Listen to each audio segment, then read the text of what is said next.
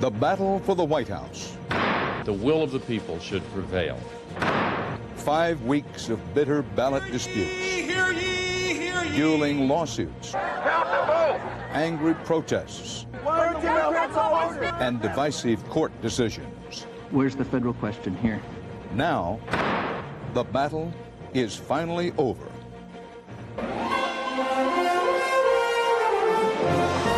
This is the CBS Evening News with Dan Rather. Continuing coverage of Campaign 2000, the final decision. Good evening. Texas Governor George Bush tonight will assume the mantle and the honor of President-elect. This comes 24 hours after a sharply split and, some say, politically and ideologically motivated U.S. Supreme Court ended Vice President Gore's contest of the Florida election and, in effect, handed the presidency to Bush. Vice President Gore will address the nation this evening to ask the nation to unite behind the new president. Then Bush will deliver an address of his own, reaching out to Democrats and independents. Bush is mindful that he lost the national vote, barely won in Florida, in the Electoral College, and decisively in the U.S. Supreme Court. First, about the Gore speech tonight, CBS's John Roberts has a preview. John? Dan, sources tell CBS News that in crafting tonight's address to the nation, the vice president reviewed both Washington's farewell to the troops and Thomas Jefferson's inaugural address, in which he reached out across party lines to heal the bitter divisions of the 1800 election. Tonight's address will be statesmanlike, we're told, as Al Gore seeks to heal the bitter divisions that have marked the past 5 weeks. The vice president's legal team searched through the night, looking for some ray of hope in the Supreme Court ruling. This morning, an exhausted David Boies, Gore's lead attorney, one of the voices in a unanimous decision to give up the fight. Obviously, whenever a court comes out with a result that is not the result that you would have preferred, you're disappointed. Democrats, who at times had voiced concerns about how far Gore would go, were today united in praise. We're very proud of Al Gore and how he and his team handled these last 5 weeks. The theme of tonight's address will be unity. The vice president will urge Democrats, Republicans, and independents to reach across party lines, to bring the country together. And he will again stand up for the central theme of his post-election battle, the principle of one person, one vote. But the talk is not all of conciliation. In Tallahassee, demonstrators denounced the Supreme Court decision, sentiments echoed by Gore staffers who called the ruling highly partisan. The vice president won't attack the court, but will give support to those thoughts tonight. It seems to me as though the first shots of the midterm election campaign are being fired here. Well, the first shots were fired when George Bush tried to stop having votes counted. Bedrock principle of democracy. Loyal Democrats called on Gore to not concede, but merely withdraw, make the point that because not all the votes were counted, no one really won, therefore he didn't really lose. On that front, another presidential aspirant offered this advice. You accept defeat. You're gracious about it. You can still have private thoughts about it. Maybe even your friends can have private thoughts about it, but you tamp down the criticism. Prior to tonight's address, the vice president is expected to call the Texas governor and tell him for the second time that he is dropping out. After his speech, the official process of transition will begin with a phone call from President Clinton inviting the Texas governor up to Washington to pay a courtesy visit on the White House that will be his home for the next 4 years. Dan? John Roberts now over to Bill Whitaker in Austin, Texas, covering the man who apparently will become our 43rd president. Bill, what should we be looking for in Governor Bush's address to the nation tonight? Dan, with the country torn, Governor Bush, like the vice president, will speak tonight of unity. He will speak these words: Americans share hopes and goals and values far more important than any political disagreement. One aide said Bush is fully aware of the historic significance of his speech tonight. Another said he knows it's the most important speech of his life. But you'd never know it watching him today. The soon-to-be president-elect didn't seem to be carrying the weight of the world. In fact, he didn't seem to have a care in the world. Nice to see you all. But despite his nonchalance, Bush has told friends he knows the task ahead is daunting. So he'll start tonight by being conciliatory. Missouri Congressman Roy Blunt is his friend and advisor. He'll show a lot of appreciation for the closeness of the race. I expect his tone to be personal, to be humble, Here's a guy who's shown great empathy over the last several days for the vice president and a sense of understanding what he and his family were going through. He campaigned as a sunny unifier. He takes office under an ominous cloud of division, a cloud he recently told CBS 60 Minutes 2 he's confident he can dispel. This election has happened for a reason, I think. And I think the reason is to show people that divisiveness is not best for America, that we ought to come together. And so I'm very optimistic about our chances to do what's right for the country. It seems like wishful thinking, but tonight he'll speak in the Texas House, where he boasts he got along with Texas Democrats. He predicts he'll do the same in Washington. Longtime observers aren't so sure. And that's going to be his instinct, to work with those Democrats in Congress because he's been successful. The experience here is not at all like what he's going to see in Washington, where partisanship and the sort of the fractious atmosphere based on party is much more extreme than it ever has been in his experience here in Texas. Now, Bush is making plans to visit Washington, D.C. He has said he hopes to meet with Vice President Al Gore and with President Bill Clinton. Dan? Bill Whitaker. CBS News will bring you live coverage of Vice President Gore's address to the nation at 9 Eastern Time, followed by the address by President-elect Bush at 10 Eastern Time tonight.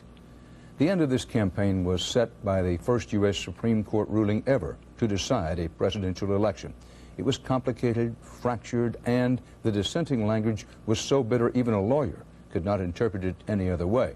CBS's Bob Schieffer has the context of the ruling and its impact. Bob? Dan, when the court blocked the recount, it gave the presidency to Bush, but the 5-4 decision did nothing to bridge the partisan divide. Bush people liked it, but many others saw it as just raw politics. Listen to New York law professor Larry Kramer. You know, in my view, we have to obey the court's decision. I mean, there's an orderly process, and we should follow it, but we don't have to respect the opinion, and I don't think we should respect it. It doesn't deserve our respect.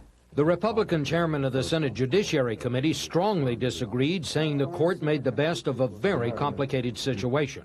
And I don't see how anybody could argue very strongly that you should have allowed Dimple Chads to elect the President of the United States. No one was harder on the court's decision not to allow a recount than the dissenting justices. In scathing language, Justice John Paul Stevens said, "Although we may never know with complete certainty the identity of the winner of this year's presidential election, the identity of the loser is perfectly clear. It is the nation's confidence in the judge as an impartial guardian of the rule of law."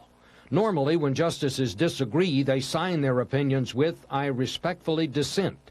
Justice Ginsburg ended hers saying only, "I dissent." Law professor and CBS News consultant Jonathan Turley says it is the sharpness of the disagreement that could hurt the court in the future. Nothing could be more corrosive for the institution of the Supreme Court than its own members suggesting that it's a body of partisans to some extent. Democratic partisans are already saying the court has made it much harder for Bush to govern. I think yes, because there will be the asterisk that he assumed the presidency because the Supreme Court refused to allow the voters of Florida's votes to be fully counted. And I think that will be a cloud over the legitimacy of his presidency. In an odd turn, Justice Clarence Thomas seemed to defend the court against charges of partisanship when he spoke to some area students. Now, it's the last political act we engage in is confirmation. That is the last act. And I have yet to hear any discussion in 9 years of partisan politics among the members of the court. In a chance meeting with reporters, Chief Justice Rehnquist said he considered Thomas's remarks absolutely appropriate. Dan. Bob Schieffer. While the soon-to-be President Bush will soon be in Washington, his running mate Dick Cheney is already there, trying to position his man especially on Capitol Hill. It won't be easy. CBS's Phil Jones reports why. In his limo en route to the Capitol, Dick Cheney received an intelligence briefing, then began working the congressional corridors to reassure Republicans that the Bush-Cheney team was ready to pick up the pieces and assume leadership. GOP leaders candidly admitted the task ahead will be difficult. Look, the reality is this was a close, tough election. It went into 3 overtimes. and the court decisions and all that's gone on has made it very difficult. The arrival of Cheney and Bush may not be all good news for some Republicans, especially the ultra-conservatives, like Republican whip Tom DeLay. What is a President Bush going to have to say to people like Tom DeLay? He's going to have to say that I'm the president.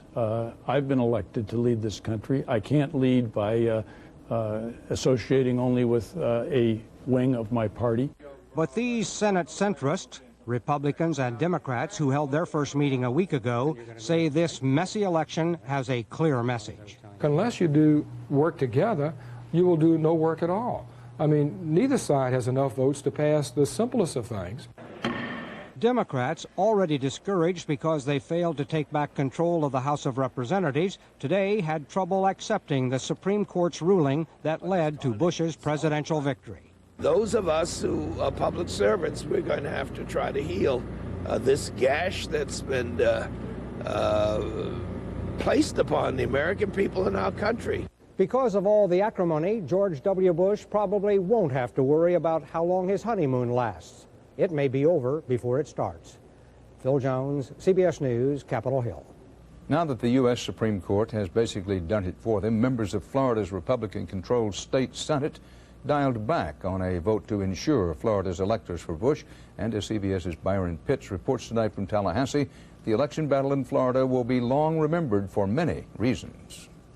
I want to ask you a question, ma'am. Did you vote? Know. Did you vote, I voted. Whether or not my vote counted, I don't know. Did you punch your tag? I hope I did. Well, then you got your vote counted. You know what? Today in Tallahassee, bitterness lingers and Democrats still believe the election was stolen. But both sides, Democrats and Republicans, concede the system that selected America's newest president is not only old, it's broken.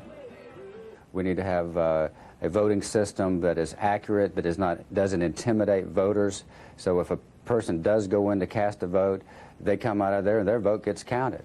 In Florida, there are now 5 different voting systems, from the century-old paper ballot in one county to the 60-year-old lever system in others, the now infamous 20-year-old punch card system in 27 counties, and the most accurate, the modern optical scan system used by the majority of counties in Florida.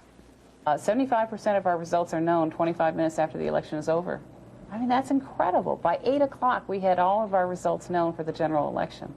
The optical scan system was 10 times more accurate than the punch card system, which produced 146,000 spoiled or blank ballots statewide. Reforming the election system in Florida will move to the top of the agenda and probably nationally. Maybe, but the experts estimate it would cost $2.8 billion to upgrade and put America on one uniform electronic election system. That's as much as a brand new B-2 bomber. The bottom line is money.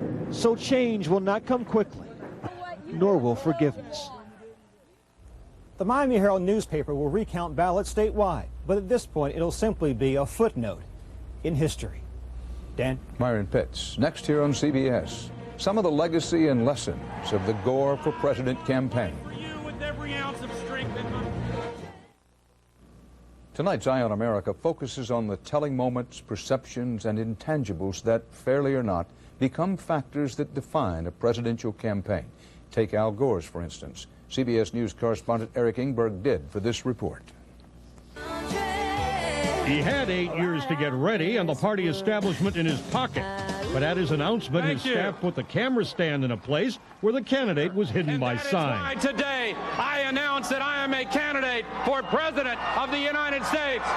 It was an omen for a campaign where voters couldn't get a clear picture of who Al Gore really was.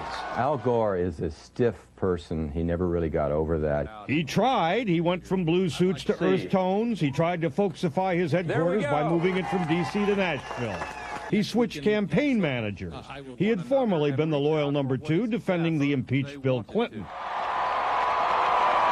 And after Mr. Clinton wowed the Democratic convention, Gore pushed him to the sidelines, as though it might make the character issue disappear. A mistake, many Democrats think. They really didn't want to talk about the past 8 years because it meant talking about Bill Clinton and that association. Well, that's sacrificing a lot when you have the greatest economy in several generations. Gore's selection of Joe Lieberman as a running mate proved to be a home run. And he showed that a kiss can be more than just a kiss, image-wise. but then he stumbled badly. To read and write and add and subtract. The first debate and sighs heard round the world made him look arrogant, and some petty overstatements of his own role in events forced a retraction. And I'm sorry about that, and I'm going to try to do better. Al Gore wanted a debate about the issues. The debates themselves became more an insight into personal performance. Gore will be faulted for not seeing the threat from Ralph Nader, who may have cost him Florida. And in a contest where any one state would have made the difference, Gore has to be haunted by one. Al Gore would be president of the United States right now if he had carried Tennessee, and it's really inexcusable for a candidate not to take his own state. The Florida fight has left many Democrats seeing Gore as a victim who deserves another chance in 2004. But he won't get it without a fight. I don't think that other Democrats will stand aside for Al Gore because he had this close call in 2000. I think the bigger problem that Al Gore will have to overcome is kind of the public sense of frustration about what was a very long and dragged-out process of deciding the presidency. Gore's future presidential hopes may hinge more on the impression he leaves in tonight's speech than anything that's happened up to now. Looking ahead to 2004, he can quote from last night's Supreme Court dissents for arguments on why he deserves another chance. And the phrase, "I won the popular vote," makes a pretty good bumper sticker. In Washington, I'm Eric Engberg for Eye on America. On the CBS Market Watch, a high-tech sell-off on Wall Street today. The Nasdaq fell 109 points. The Dow blue chips managed a 26-point gain. Coming up next on tonight's CBS Evening News, voices from the electorate on the end of Campaign 2000. On the CBS Weather Watch, an advanced look at winter from Texas to the Ohio Valley brought hundreds of canceled flights and impassable highways. Roads are icy across Missouri, and truck traffic stalled after more than a foot of snow fell in Springfield, Missouri, breaking an 83-year-old record for December. And even short trips became ordeals on Maine-Kansas City commuter routes. It's been a long ride home for the crippled USS Cole. A heavy lift transport vessel carried the destroyer today back into the Mississippi shipyard, where it was christened in 1995. The trip from Yemen took 6 weeks. It's expected to take a year and up to $250 million to repair damage from the October 12th terrorist attack that killed 17 U.S. sailors. As Vice President Al Gore prepares to give up the fight for the presidency, many Americans on both sides say they are at least grudgingly willing to let bygones be bygones for the sake of the country. But some others are not in the forgiving mood, as we hear from CBS's Sandra Hughes. From the sea to shining sea, a collective sigh of relief. I'm happy for America. I'm happy for all of us. Let's just get on with the business of state. Thank God it's over. In California, even Gore supporters say it's time to move on. I think that it's going to be okay. I mean, it's not going to be the end of the world. But in Chicago, under all the layers of disgust over the battle itself, there is some bitterness. I think the people got the wall there, the public.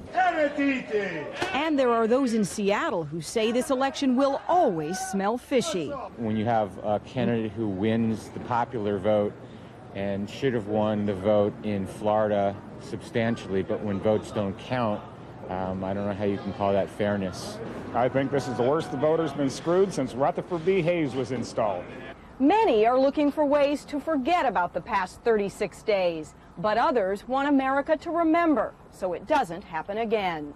Definitely need to make some changes. Well, certainly don't ever use those chads. Get rid of the chads totally. A high-tech solution from near Silicon Valley. If one thing everybody has, it's probably a TV. Maybe with a remote, like you check out of a hotel, you know, they could put a picture of Gore. Boom, I vote for this guy.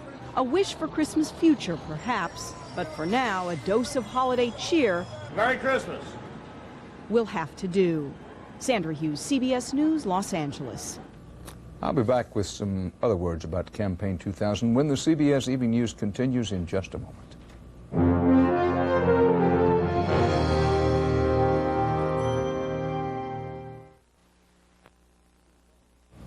It will go down in history as the disputed election of 2000 and the first ever decided by justices of the Supreme Court. And it's been a wake-up call for the world's oldest democracy. Our system of casting and counting ballots needs an overhaul. That's not an opinion, it's a fact. It's ironic we survived the Y2K bug many feared would cause high-tech computer chaos. Instead, the country was thrown into turmoil by the low-tech, lousy machine called Votomatic. Long after the bug is forgotten, the Chad will live in infamy. But as the institutions of our government come under scrutiny, we may do well tonight to recall the words of President Harry Truman. No government is perfect, he said, but one of the chief virtues of a democracy is that its defects are always visible and under democratic processes can be pointed out and corrected if we have the will. And that's part of our world tonight.